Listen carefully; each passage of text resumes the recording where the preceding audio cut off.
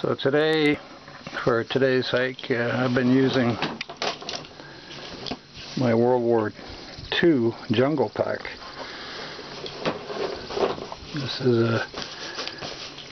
This one particular one was made in 1942 in Indianapolis, and the manufacturer's name and the date and everything is on it.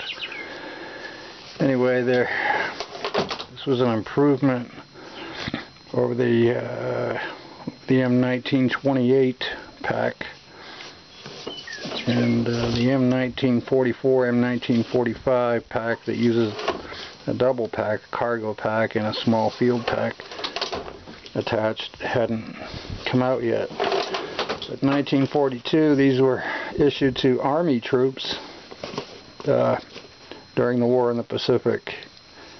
I don't think this one saw service, but it may have, I don't know. But it's a good pack. It's all made out of canvas. These little attachments looks like webbing stitched on the top. This was actually where you stuffed branches and stuff for camouflage.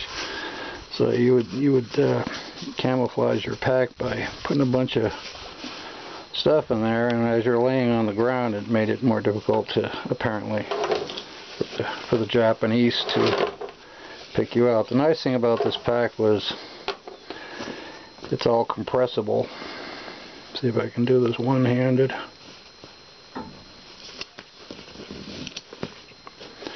It has two compression straps here and here, and they compress with these buckles on the side here and up here.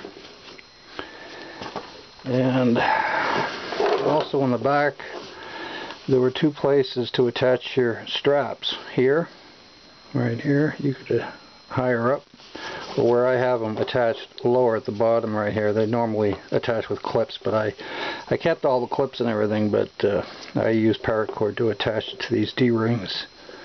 And there's a set of D-rings up here. So you could compress the pack and make the load smaller by using these compression straps, which actually also hold the top lid closed.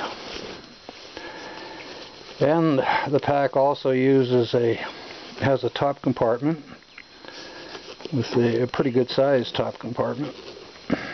I just have a few items in here right now, some gloves, some dog snacks for the dogs, cell phone, and a first aid kit, and that's about it. Inside I have a sleeping bag, a poncho, a canteen, I think it's a Swiss canteen, and canteen cup inside for my water.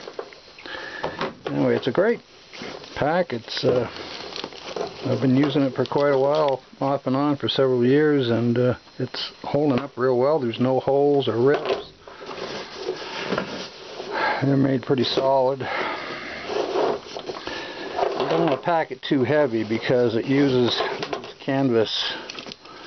They're heavy canvas straps, and I put an Alice, a bottom Alice, and I just folded up the original and taped it up here on one side. Makes it easier to get the pack on and off. But you can see how they're stitched at the top of the pack. And nice pack. And for my knife, this is a knife of the day. And this is my butcher knife. And this was, once again, this is an old product. It was made by Lamson and Goodnow, which is the oldest knife manufacturers in the United States. And they were one of the first manufacturers of cutlery in the United States. They did a lot of stuff with this during the Civil War. It's a kind of a bull-nosed butcher style, It has a 11 and 5/8 length blade on it. It starts off fairly thick. If this will focus. It's 3/16 at the spine, and then it tapers really nice. When I first got the knife, it was pretty pitted, so I cleaned it up a bit, took a lot of the pitting out of it. But it's a great knife. I mean, it weighs, even for such a large, long blade, it only weighs 13 ounces. 13.3 ounces is what it weighs, not including the sheath. And the sheath I made myself. In here I just keep I keep a knife sharpener in here, just to touch up the edge. And it's just a really quick sheath that I threw together. Anyway, so we'll get back to you guys later during the hike. This is Woods. Talk to you later. Well, here we are. There's the dogs over here taking cover in what shade they can find. It's pretty hot today. There's Dinga, he's about had it. And there's Jazmin coming up from another bird. Hey Jazz, how you doing? Huh? Hey Dinga dude. Yeah. Well, you guys wanted to go hiking. We still got to get up that hill back there. So let's see if we can zoom in on that thing.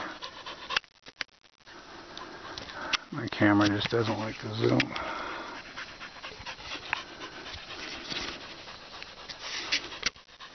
Not going to zoom. Okay, well, onward and upward, as they say. Well, we're taking a break out of the sun. Found a little tree here that we grabbed some shade. Gave the dogs a drink of water. And anyway, a couple of things I forgot to mention about this pack. It had I'd use the M1910 metal hooks, hangers, the M1910 hangers that would go through these two holes here. For an E-tool, and then the handle of the E-tool would snap down there, and their bayonet. There's another one, gear attachment here with an M1910 hanger, and their bayonet hung from here and went through this slot here, and that's how they would carry their bayonet and their entrenching tool. Just forgot to mention that. The pack is double layered. The back is all double layered, as is the bottom, so it's pretty heavy that way. It uses a drawstring closure on the inside. You have these straps for the top lid and the compression, and then these really heavy grommets for the cord to cinch up the pack, and it's just one big sack. And let's see if I can show you the name to that real quick. This will focus here. There it is right there. Indianapolis Tent and Awning Company, 1942. So, as you can see, it's in really good shape. I don't abuse my stuff. I take pretty good care of it. I use it, but I don't abuse it. We're taking a break along this fence line here. And we still got to get up to that, up into those trees and up the ridge. So we'll check back with you in a little bit, either when we get to the top or on the way, one or the other. Anyway, this is Woods talking. Hey, Dan, come on down. Come on. Let's go.